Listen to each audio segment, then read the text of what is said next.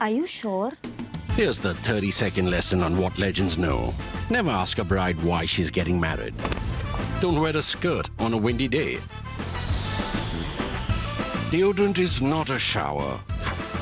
Don't sniff chili flakes. And don't forget, saving is not investing. Legends don't just save, they invest in mutual funds. Mutual fund investments are subject to market risks. Read all scheme-related documents carefully. We should have spoken about South Korea yesterday, but there are two reasons why we didn't. One, this was still a developing situation, so we didn't want to chase a moving target. Second, also, the decision on Maharashtra was made. Devendra Fadnavis was chosen as the chief minister. That 11-day suspense had ended. So we thought that that should take the precedence. However, Korea is a very important story. Korea is a very important country. It's also an ally of India's. It's also critical. It's not a member of the Quad, but critical to the success of the Quad and the larger Indo-Pacific project. Because on the other side of the Quad, Korea is very much a part of the alliance. In fact, Quad is not an alliance. India is not an ally with the Western powers, with Japan and Australia, whereas South Korea is. So South Korea is strategically very important. It's a rival of China. It's also been standing up to China. It's a very important country. But also, we need to talk about South Korea because it's in our lives wherever we look. Wherever we look, look around your room where you are watching. If you're watching it on a big screen, chances are you're watching it on an LG screen or a Samsung screen, Korean screen, or maybe the microwave in your home, or the refrigerator, or the air conditioner, something, there will be something Korean in your lives.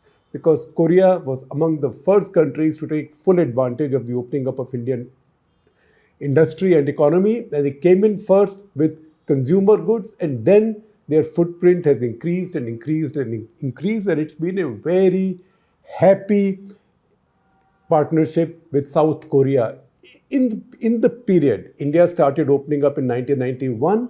In this period, South Korea has had many political upheavals. It's not a country that's been known to have great political stability. It's had a history of coups, assassinations, prosecution of outgoing rulers, also uncertainty at various points of time.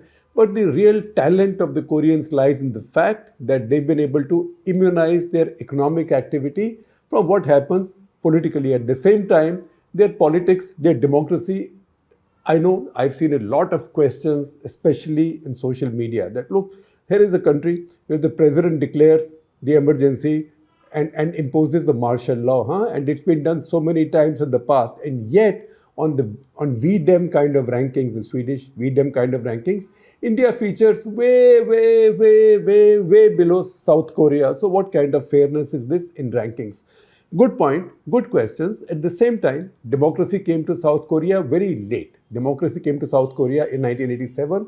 That was the first fair, free election in which a president was elected. Until then, mostly South Korea was ruled by generals because this was a country born from war. As Second World War ended, this sort of neatly dovetailed into the Korean War. So just as Germany was divided between the Eastern Bloc, the Soviet Bloc, and the Western Bloc, similarly, Korea was divided. And Kim Il-sung on the North Korean side, he was bigger, he had a bigger army, many more resources.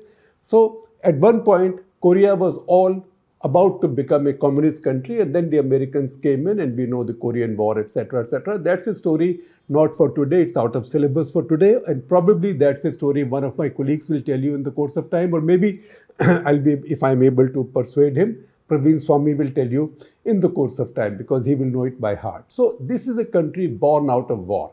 This is a country born out of war which continues to be in a state of war with North Korea. And North Korea is still a much bigger military power. That's why there is a lot of American military presence in Korea as well. And Koreans live in the fear of North Koreans rolling over them because they are more numerous, they are militarily more powerful, they have contiguity with China and Russia, and they are helped by both China and Russia. And also at this point, North Koreans are such close friends and allies of Russia that they have even sent their troops to fight alongside the Russians in Ukraine. These are the complexities in which South Korea or Republic of Korea lives. North Korea is usually called DPRK, or they prefer to be called DPRK, which is Democratic People's Republic of Korea. What democracy, what People's Republic? Those are questions. If you ever run into Kim Jong-un, you can ask him. That said, South Korea or Republic of Korea, the president got fed up. He got fed up of being a lame duck. Why? Because he got elected more than a year back as president by a wafer-thin margin, by 0.76% margin. It was a very close election. So he won by 0.76%. But this situation, the Korean situation, is also a bit like what's playing out in France. The president is elected directly, and then parliament is elected separately. Executive power, the bigger executive power is with the president. That's what's playing out in France as well, because other parties have, the president's party no longer has majority in his parliament. And as we know, just yesterday, his prime minister was voted out. The prime minister that he appointed, the prime minister who does not have majority, was voted out in parliament over his budget, which involved expense cuts, which involved tough austerity. So these are things, there are similar things playing out in Korea. In Korea also, in the parliamentary election, the opposition won a much larger number. So as we talk today of the 300-member parliament in South Korea, in Seoul, 192 belong to the opposition. 6 parties of the opposition, mostly it's a Democratic Party, the Liberal Party, the Conservative Party, People's Power Party, PPP, which is the president's party. They are in a minority. So 192 out of 300 are with the opposition. So as a result, he's not been able to pass most of his laws. In fact, until now, the percentage of laws that he and his government proposed, which have been passed, is only 29%, which means nearly 3 out of the 4 laws that he moved in parliament, they were defeated. On the other hand, his opposition can get any number of laws passed because they have the majority. So what's he been doing? The opposition moves their laws. Those laws have the numbers, they get passed. But he uses the president's veto powers to overrule or strike down those laws. As a result, this has become a non-functional government, and he's become a lame duck president. In the middle of this, there are allegations in Korea. There are always allegations against the rulers. The president, many of them have been tried for corruption. In fact, most of them have been held guilty as charged and also convicted for corruption. Many people, in fact, have been nostalgia. I'm digressing a little bit. Many people in India also have this nostalgia or love affair with the Korean model. And they say, like the Korean model, we should also, our state also should partner with some big industrial houses, big conglomerates, and follow the model of Korean chaebols. Chaebols is like a Korean name for a conglomerate. And then as the conglomerate is built with state support, the country's economy will be built. So my answer to people who say this often is that that's all right. It worked in Korea, but in the end, almost everybody involved with this, which is the presidents, the leaders, and also the top management, promoters, leaders of these chaebols, all went to jail because state and the corporates, conglomerates working together is the definition of crony capitalism. So South Korea has that history. This president has also faced charges of corruption, collusion, stock manipulation. More than him, it's his wife who has faced these charges. Not only has his wife faced these charges, besides stock manipulation, one of the charges against her is also that she accepted a very expensive, super expensive Dior bag as a gift, right? So this is Korean politics for you, and she's been facing that. Basically, the upshot is that the president is very unpopular. He doesn't have the numbers in parliament to get anything done. His writ is not running. So this is the status of Shahenshah-e-Alam, Dilli-se-Palam, although he's an elected president. But while he may not be such a consummate politician, he knows his politics and diplomacy. He can be a charmer when he wants to be. So when he went on his state visit to America, at his state banquet, he conjured up a situation where he was asked to sing American Pie. This is Don McLean's mega hit, multi-generation mega hit of 1971. So he figured Joe Biden's age and the fact that this must have been a big hit from his youth. So he sang those lines in clear English pronunciation, and good memory of lyrics. So he went on, bye, bye, Miss American Pie. Many from my generation would remember that, and maybe from generations after as well. And that is what he got impatient with, and he thought, in exasperation, let me impose martial law, suspend all democratic rights, suspend all political activity, because my constitution, Article 77, gives me the power to do this. I will exercise the power people before me have done in the past. Korea has seen martial law imposed 16 times. But remember, the last time this happened was in 1980. I told you, 1988 onwards, Korea has had an elected government, a fairly elected government, and a very robust democracy, very strong civil society, and a very strong protest culture. Even now, within hours of the emergency declaration, there were massive crowds on the street in front of parliament. There were rock bands and concerts going on, and there was mass singing of carols, like Christmas carols, because it's also the holiday season, Christmas season, carols demanding, the lyrics were demanding the impeachment of the president. So Korea also has a very strong street democracy. Now, what is the history, personal history of Yoon Suk Yeol, the president, who is right now skating on very thin ice. He's not gone down under yet, and I will tell you why. But he's right now skating on very thin ice, or maybe just stationary, not even skating, just standing stationary on very thin ice, hoping that this will not melt, that this will hold. Now, he was not really a full-time politician who grew from bottom up. He was actually a prosecutor, not very different from what Kamala Harris might have started as. She also started as a prosecutor, but then she became a politician, etc. Yoon Suk Yeol. Korean names once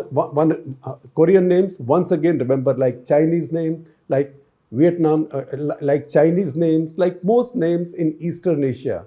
What is seen as the first name, say in our view, to our naked eye, is actually the last name. So it's not Mr. Zedong, it's always Mr. Mao for Mao Zedong. It's not Mr. Enlai for Chou Enlai, it's Mr. Chu. It's not Mr. Jinping, as in Xi Jinping, it's Mr. Xi. Similarly in Korea. So Mr. Yoon Suk Yeol will be Mr. Yoon. Now for Mr. Yoon, he became famous in 2017 when he prosecuted a former president, one of his predecessors, Park Geun-hye. Park Geun-hye, I will tell you about her. She was the daughter of another president whose first name was also Park. Koreans tend to have very common names, Park, Kim, Lee. You can find them in many places on both sides of Korea. Obviously, it's the same culture. So Park Geun-hye, her father had been the president earlier. Now she was the president. She was tried, and the prosecutor was Yoon Suk Yeol. She was removed for bribery. And impeached by Constitution Court for 3 months, after which poll was held within 2 months. He similarly prosecuted another top leader, Lee Myung-bak. So his reputation was made as a corruption-fighting prosecutor. He had never really built great political equity for himself. It's because of the fame as prosecutor that he won his election. Now, since he was a prosecutor, he had not lost his pension for prosecution. So he was also getting his rival, who he defeated very narrowly by 0.73% vote margin, and who is seen to be the favorite to win in the next presidential election, if it happens on time, which is 2027. That is Lee Jae-myung, right? So that also made him unpopular. It was in the middle of all this, when he saw that his writ was not running, that he announced this martial law. Now, did he think he'll get away with it? I don't know. He probably thought so. But right now, it looks like he's found himself a scapegoat, that is Kim Young-hyun.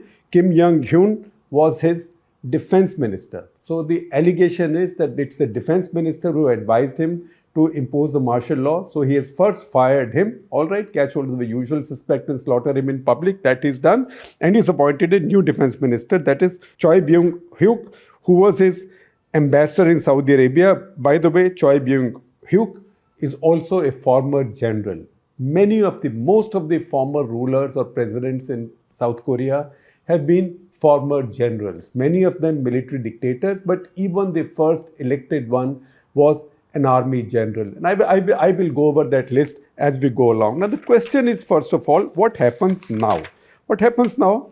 People say, I've seen all this discussion to which I referred earlier, that how can South Korea's democracy be rated higher than India's when they have all these problems? That's a very good argument, and I'm not saying that argument is settled this way or that. There is no such thing as a perfect democracy.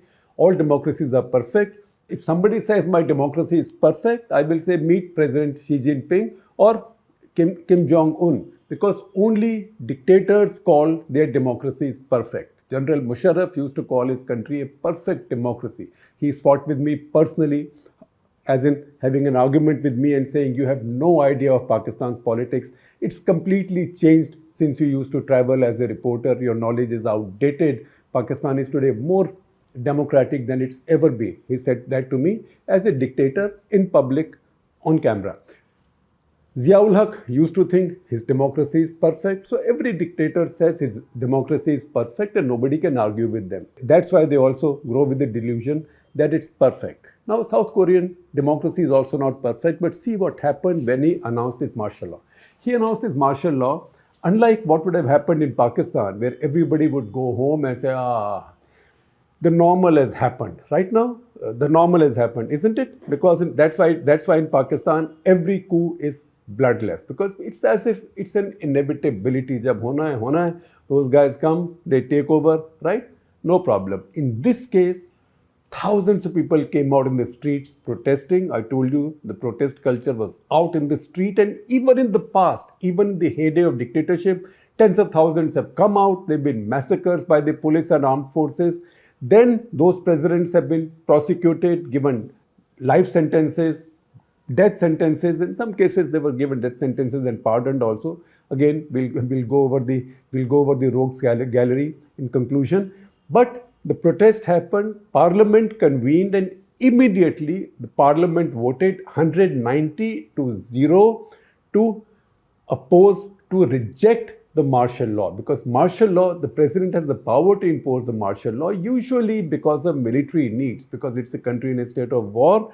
But even when he or she does so, then Parliament has to ratify it. In this case, Parliament voted 190-0. Why 190-0, you would say? Because it's a Parliament of 300. That's because it seems, in fact, it's quite evident that even members of his own ruling party did not vote in favor of the martial law. They did not vote against it. And right now, the demand is for his impeachment. All those carols being sung by these tens of thousands of people, you will see pictures on your screen. They demand his impeachment, which is where we run into some complexities. And that's the reason I said he's standing on, or maybe a little bit skating on very thin ice. It's getting thinner, but it's still there. He hasn't yet sunk, because for impeachment to take place, 2/3 of this parliament has to vote in favor of impeaching him. 192 are with the opposition. 2/3 of 300 is 200. So the opposition is 8 short. 18 members of his ruling party, People's Power Party, which is a conservative party, in fact, one of his platforms was anti-feminism, and it did not hurt him that the leader that he was prosecuting was a woman, the previous president. Nevertheless, 8 members of his party have to defect and vote for his impeachment. 18 had opposed his declaration of martial law. However, his party leaders are so far saying that we are holding together and we will not break rank and we will not vote in favor of impeachment. If impeachment does not happen, then he can continue as president. He continues as president. His writ doesn't run, right? Nobody listens to him. Opposition has the majority. There is no meeting point between him and the opposition, which has the larger number. So Korea will continue to be in this political uncertainty. So that's one. Does he get impeached or not? Now suppose he gets impeached. Impeachment proceedings begin. He gets impeached. That vote, in fact, on whether he'll be impeached or not is Saturday evening. So Saturday evening, if he's not impeached, I told you, he carries on, a lame duck, but he carries on. Let's see for how long. But if the parliament votes for impeachment, then impeachment goes to a constitutional court. Constitutional court usually has 9 judges. Of the 9 judges, 6 have to vote for an impeachment to take place. 6. At this point, that constitutional court has 3 vacancies. Very convenient. What that means is that all 6 judges unanimously then have to vote for impeachment for him to be impeached. If he is impeached, then after that, within a couple of months, a fresh election will be held, which could be as early as in March, February, or maybe March. But otherwise, if that 6-0 verdict, first of all, an impeachment vote has to take place. So 8 members of his party have to vote with it. They have to defect or cross the line. Number two, the Constitutional Court has to hold hearings, give him a chance of being heard, and give a 6-0 verdict. Right? After that, stage is set for elections, and a fresh election will take place. Otherwise, if he decides to just drag on in the hope that elections will be only in 2027, I think it's too long, and by that time, trouble on the streets will become too formidable for him to handle.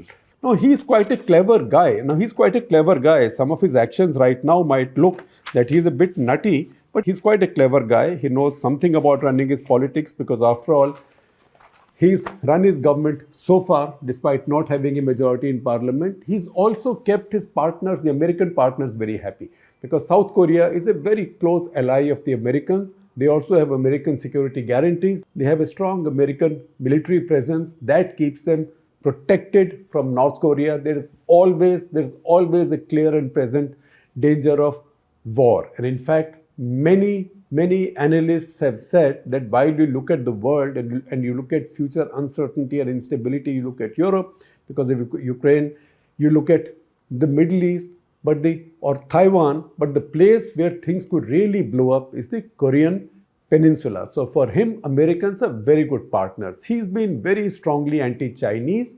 That is something his opposition doesn't like. His opposition prefers a better working relationship with the Chinese, whereas he's been very hostile to the Chinese. He's also been very tough on North Korea, whereas his opposition would like a friendlier relationship with North Korea. That is the polarization in Korean politics. Now, I told you I will give you a little bit of rogues gallery and then in the end tell you about some special talents of President Yoon, the incumbent who's currently in trouble. So go back to the South Korean history. Syngman Rhee was the first president. He was president also between 1919 and 25 when the country was together before the Second World War. And even then in 1925, he was impeached. Then the Americans brought him back, and there is a twisted story about how he was brought back after the Second World War. He was brought back by 1948. He had taken over as the president. He became the first president. He served till 1960. He was elected in some kind of elections. Those were very imperfect elections with a lot of rules twisted. In fact, the South Korean constitution then said that the president can't contest for a third time, was limited to 2 terms like the American president, but he came and he changed the constitution, so he gave himself third shot at presidentship. He got how many votes? Guess. He got 100% of the vote. Why? Because his only rival died a few days before the polling, so he went ahead and had the election and got 100% of the vote. He was removed in a coup just after that fake election in 1960. Just after that, he was removed in a military coup in 1960. That was the first military coup in South Korea. So he was removed briefly. He was replaced by Yoon Po-sun, who in turn was removed in a military coup by a general in 1962. In 1962, the strongman of Korea, the man who built modern Korea, but he was a tough military dictator, Park Chung-hee. Park Chung-hee took over 1962 to 1979. He was one of the longest serving dictators. That part of the world, China, North Korea, South Korea, that part of the world had really durable dictatorships. So he was one who lasted 17 years. He ruled in 1979 and was removed, would probably have continued on ruling but for his assassination. So he was assassinated in 1979 to be replaced by Choi Kyu-ha. Choi Kyu-ha had a very short tenure of just a few months, and he was thrown out in yet another military coup by a general, by an army general who became the new dictator. He was Chun Doo-hwan. Again, continued to build Korean industry and Korean economy. Chun Doo-hwan, he served for 7 years until he was removed. But before he was removed, there were many pro-democracy movements and there were many pro-democracy protests, some of which also resulted in high-handed action by the armed forces and police and deaths of hundreds, if not thousands of people. In fact, I'm more inclined to believe accounts that say thousands of people. Because of that, in 1987, he conceded that he will hold an election and give up power after that election. For the election, as candidate, he chose one of his friends, a fellow general who was his friend, that is Roh Tai-woo. Roh Tai-woo was a tough general as well. He contested elections and won, whereas Chun Doo-hwan gave up power, but he was subsequently tried for the 1979 coup against Park Chung-hee and for many excesses against democracy activists. He was convicted and later pardoned as well. Similarly, Roh Tai-woo, who succeeded him, Roh Tai-woo, in fact, again was a builder of modern Korea. It was under his watch that Korea hosted its first Asian Games and also its big coming out party, which was the 1988 Seoul Olympic Games. I had the good fortune of going and covering those Olympic Games for India Today magazine. Roh Tai-woo took over in early 1988, year of the Olympics, carried on till 1993. Once again, he was the first directly elected president, but he also got sentenced in 1996 along with his pal Chung Doo-hwan for corruption and high-handedness and his role in the 1979 coup. But once again, like his friend, he was pardoned also. So Korea has had this rinse-repeat cycle.